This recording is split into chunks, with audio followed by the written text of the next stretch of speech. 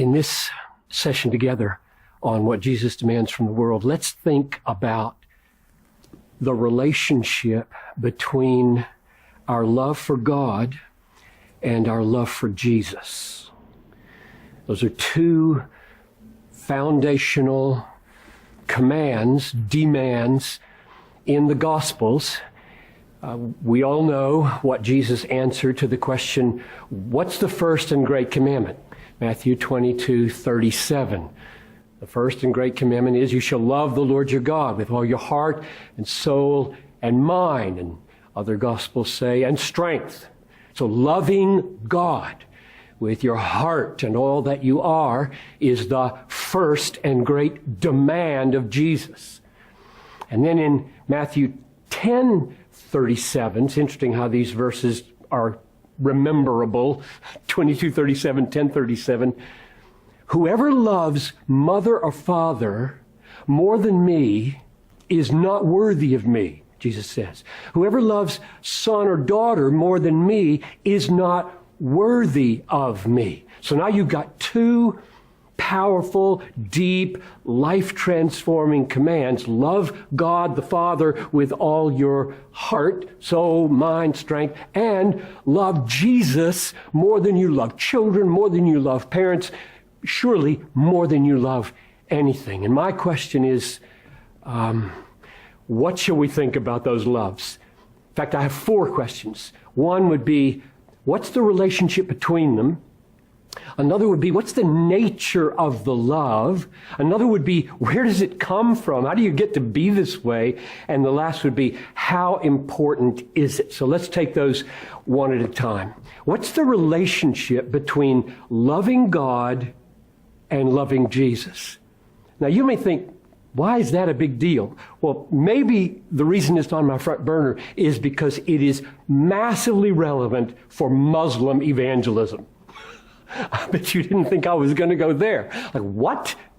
Listen, one of the big issues we face over and over again in a multicultural situation where lots of religions are coming together is, don't we all worship the same God? And you go through Jesus, I go through another prophet. So here's what Jesus says. John 8:42. Jesus looked right into the eyes of the Pharisees, the Jewish leaders, and said, if God were your father, you would love me. I mean, he's saying to the most religious, the most God-oriented, Old Testament saturated people on the planet, you don't know him. He's not your father. In fact, he goes so far as to say, you're of their father, the devil. I mean, this is just mind-boggling. What's the litmus paper for knowing whether somebody is a lover of God? Answer, do they love Jesus? Do they embrace Jesus for who he really is? Not just some human teacher, not just some prophet alongside other prophets, but I am the Son of God. So that's the first one. John 8:42. What about John 5:42? There it is again. 8:42 and 5:42. Jesus says to those same leaders, I know you don't have the love of God in you. I have come in my Father's name, and you don't receive me. You see the implication? You don't have the love of God in you. How do I know? You don't receive me. So here I am dealing with a Muslim person who says, I worship the true God just like you worship the true God. Jesus would say, you don't know the true God if you don't receive the Son of God. So the relationship, the answer to the first question, what's the relationship between loving God and loving Jesus? You can't have the one without the other. Loving Jesus is the test of whether you love God. Loving God is the test of whether you truly love Jesus. So here's the second question. What is the nature of this love? Now, here's what I have in mind. Is love mainly doing what Jesus said? So you love Jesus if you do what he said? Or is it deeper and have to do with the heart and the affections? He said, If you love mother or father more than me, you're not worthy of me. If you love son or daughter more than me, you're not worthy of me, which means he's thinking of the love of Jesus like the love of your children.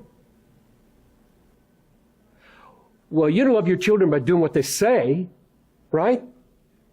They're your treasure. You would die for these children. They are precious to you. You won't sell them for billions and billions of dollars. Your children are your treasure. If Jesus isn't a better treasure, a higher treasure, you're not worthy of Jesus. I had a teacher in college who made me read a book called Situation Ethics. And in it, the argument was made, and every student seemed to be so wowed by this argument. Love cannot be an emotion or an affection because it's commanded, and you can't command the emotions. And I'm reading, I'm 20 years old, and I'm reading this thinking, that doesn't sound right to me.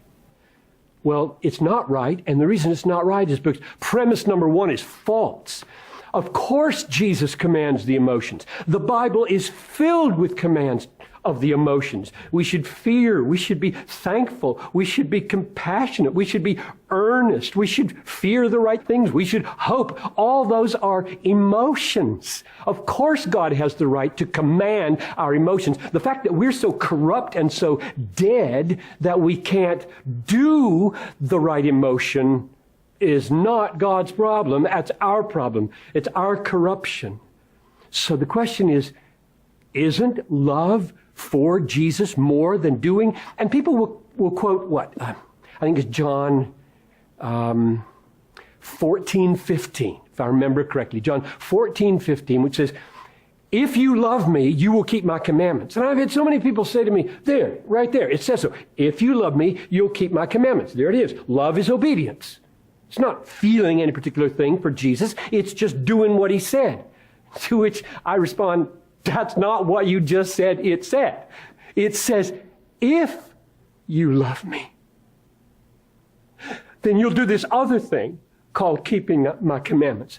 Loving Jesus is deep and foundational and transformative because you treasure him above all things. And then, because of that, you do all that he commanded. So my answer to the question, what's the nature of the love, is yes, of course it would include obedience, but it is not less than being transformed by a love of treasuring, admiring, delighting in, being satisfied by this most beautiful treasure of all, like Paul said in Philippians 3. I count everything as loss because of the surpassing value of knowing Jesus. Third question. Where does that come from?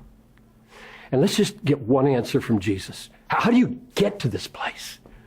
Remember the story in Luke 7 about the Pharisee who asked Jesus to come to dinner? And so here he is.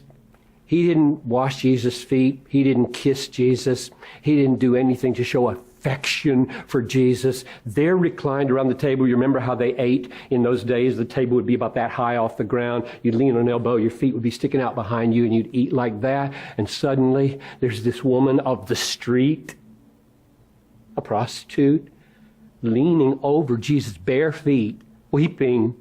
And the tears are falling on his dirty feet, and she's taking her hair and washing Jesus' feet. I mean, this is incredibly provocative. And the Pharisee is bent out of shape and says, if you knew what kind of woman that was, if you were a prophet, you'd know. And Jesus said, let me tell you a little story, Mr. Pharisee, Simon. A man had two debtors. One owed him $5,000, one owed him $5. He forgave them both. Which will love him more?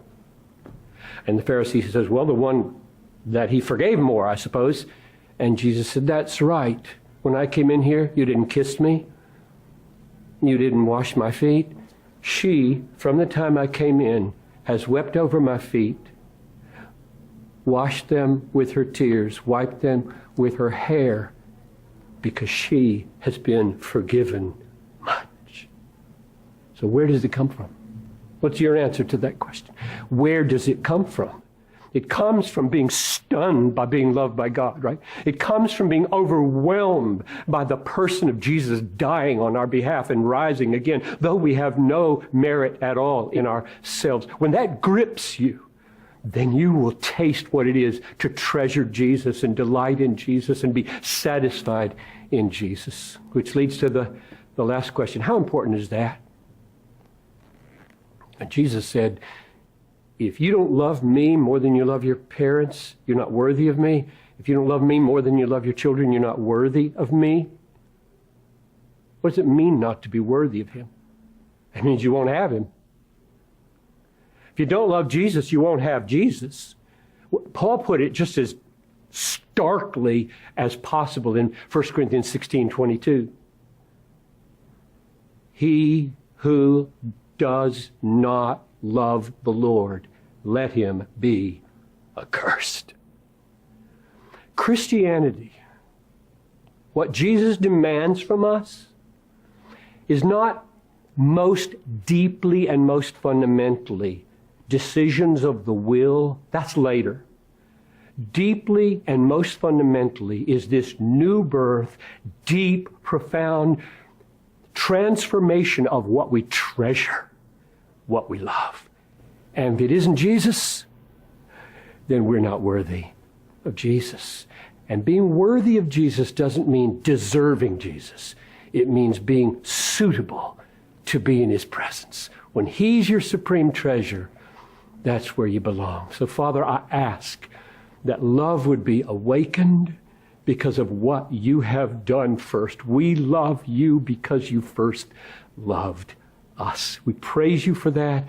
And as these friends discuss this massive issue of loving you and loving Christ, make it happen, I pray in Jesus' name. Amen.